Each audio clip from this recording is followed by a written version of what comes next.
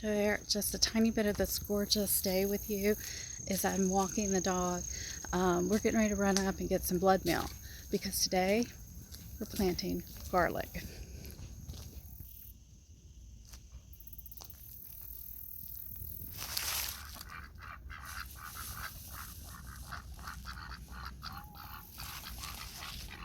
I don't have any food, guys.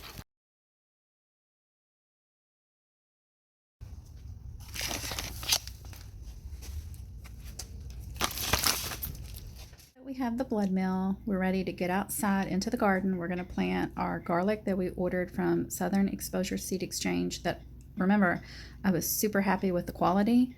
And look, they also included this brochure. I mean, it's really detailed. I just read it through, took some notes. I'm going to share a few of the highlighted things that I kind of wanted to share real quick before we head outside that I thought were kind of interesting. So this guide covers garlic and onion because, you know, they're both alliums. They're both in the same family. They both have very similar growing conditions. So we're going to be just talking about garlic. So I'll just focus on the garlic. So the hardneck have fewer, larger cloves, easier peeling, but they don't store as well as a soft neck. Generally for up northern climates, but here where I am, I can get away with doing and trying some hardnecks, and I have before, and we have one variety that we're going to plant today. The soft necks, let's see, you can braid them. Best for the south. They don't bolt as easily, and they can tolerate the erratic temperatures. And we have up and down temperatures, you know, for months into winter. After winter, in the spring, it's up and down. And also the soft necks have a very long storage life. So to prepare our soil, roots need as much air as possible. Let's see, well-drained, sandy loam. So, you know, it's hard to get those conditions, especially here because of clay. So I'm going to be planting in containers and raised beds. It says add lots of organic matter, work in compost, aged manure, rotted sawdust, or peat moss. Raised beds are ideal. Yeah, that's true. Okay, so you want at least 8 to 12 inches of depth in your container or your raised bed.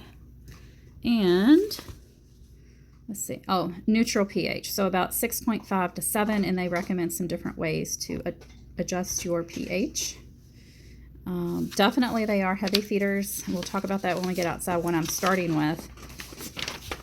But so this half of the page here kind of talks about their need for heavy feeding, and also they towards the bulbing phase, they are not going to want a lot of nitrogen at all.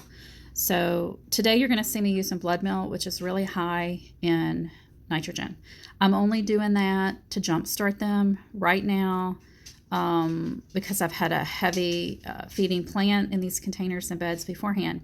I am going to put some blood meal. I'm not going to use it again after this. When we move into spring, I'm going to be using things that have more phosphorus and potassium. So it's just for today, and that's what they're talking about.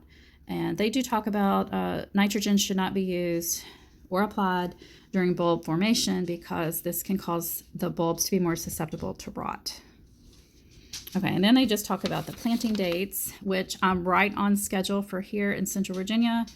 It says in moderate climates such as Virginia, the best time is mid-October to mid-November. So we're right on schedule. And in fact, the last 2 years I have planted the very first week of December. In fact, I know exactly when I planted my garlic in 2021. It was December the 1st because that was the day that I got sick for the first time with COVID. Okay, so here we go. And then garlic, fall planted. Blah, blah, blah. Okay, so they're talking about the depth, and really this is a new thing for me to learn because usually I plant my garlic about 2 to 3 inches deep, and it actually says here in Virginia 1 to 1.5 inch is more ideal. But if you're in a northern climate, you want to go deeper, like 3 to 4 inches. So I think I'm still going to stick with my 2 to 3 inch range because it's kind of like in the middle between the two. Definitely keep your soil moist. So you'll see me using some straw out there today. to mulch it. And let's see, of course, it did talk about when you get ready to harvest, you want to stop watering. I think it's for like 2 weeks. Let's see if there's anything else. And then they're talking about the scapes. They actually don't want you to let them curl. Just go ahead and harvest them when they start to sprout out. I'm really bad about remembering to get out there and get those scapes. And that's just for the hardneck variety.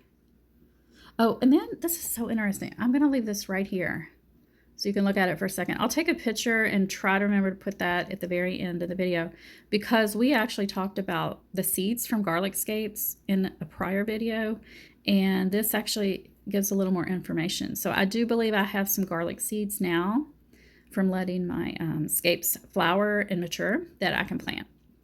So I found that to be interesting. And then they're just talking about the harvesting, the curing, and the storage.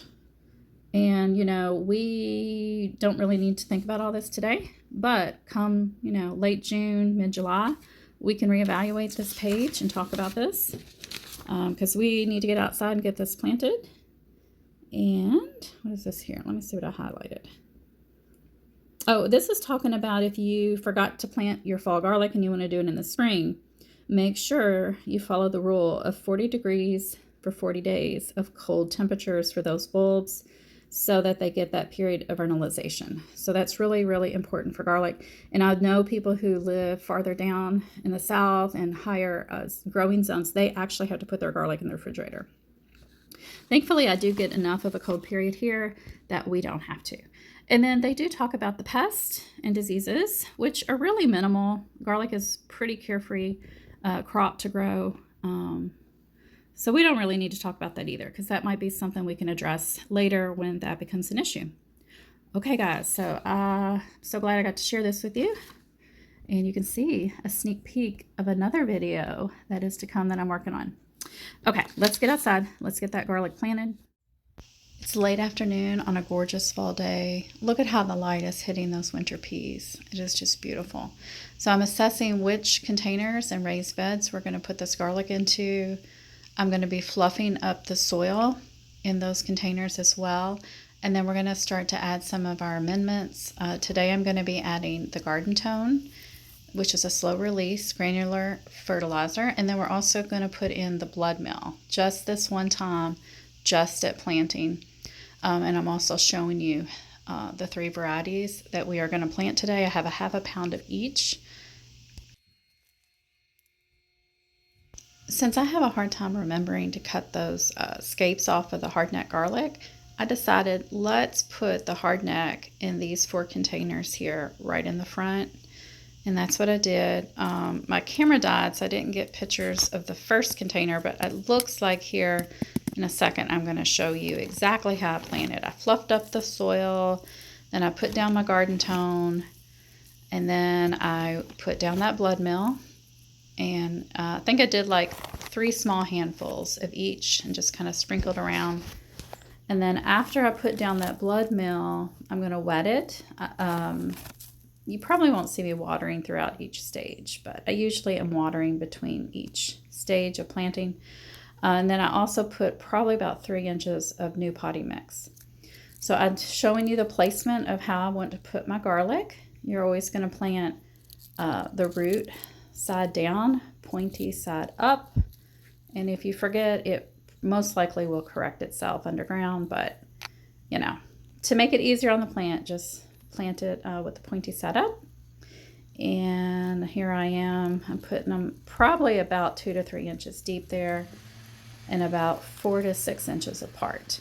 And because I'm eventually going to plant a tomato or pepper in one of these containers, I'm leaving the center open for future planting. You can see I'm using some tack straw today, which has some tack in it that will activate when wet so that it stays together and doesn't blow away. So now I'm moving on to the back side of the raised bed, and I am behind one side of my trellis, and I have 2 containers here. I'm going to do the exact same process of amending the soil and planting the garlic. And you'll see the Sweet Alyssum here in a second again. But I wanted to show you the Snapdragon vine. It survived our cold nights about 2 weeks ago. We got down to like 26, 27. And it's so pretty. I just love, love, love, love Snapdragon Vine. And it's done this before for me and survived the first couple frosts. And eventually it will die, but it's just a great plant to have. And it doesn't get too vigorous. So I'm assessing, do I want to put garlic in this bed? Because look, I've got peas and garlic, peas and onions. They are not good companions at all. Sometimes I will push the limits and try to do the same bed, but farther away. Really, they should not be planted together. But I think I'm actually going to go ahead and do that today because I've got so much garlic. And I got distracted because Tonto was acting a little funny, and then I noticed there were a bunch of deer cutting through the back there. You can see they're just kind of walking around as if they have no fear of humans or dogs. And Tonto loves to watch them. He doesn't bark at them. He just thinks that they're dogs, big dogs that he wants to play with. But they're not. They're deer. And you'll see me sometimes throwing food out there to them, like pumpkin scraps or various things like that. So the sun is really starting to sink. So I'm going to get back to planting the garlic and just taking a quick moment to enjoy the deer and the beautiful, beautiful trees before the sun sets. So I got that container done, and I put the Sweet Alyssum on top of that. So like other bulbs that you plant, you can plant some annuals on top. And that's what I'm doing there with the Sweet Alyssum. And so then we went ahead and got this garlic planted in this bed. I did the back and then the very back corners. And then I also had extra garlic of that same variety. So I filled this container up, and then I put 3 right here by that little rooster. I still have 1/2 pound left to go plant. I'm going to have to plant that up in the front area in my whiskey barrels. But I wanted to share this screenshot with you about the garlic seeds. And if you have any great tips on garlic planting, please post below in the comments, and I will talk to you guys soon. I hope you're having a great gardening week. Bye.